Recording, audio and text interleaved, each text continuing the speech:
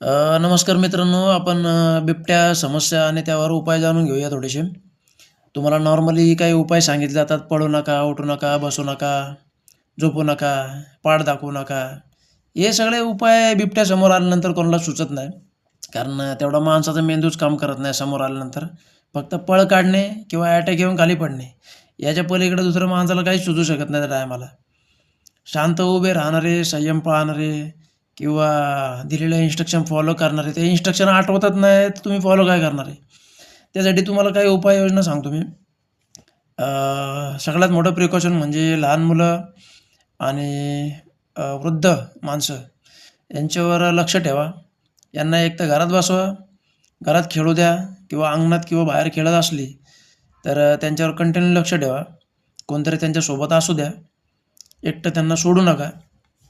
दुसरं म्हणजे कुत्रे पाळायला सुरुवात करा.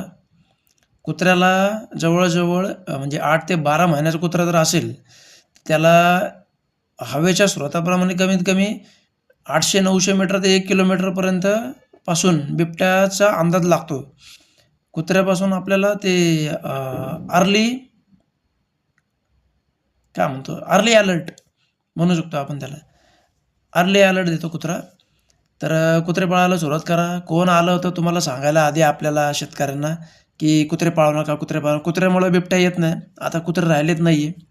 कुत्रे पाळायला सुरुवात करा.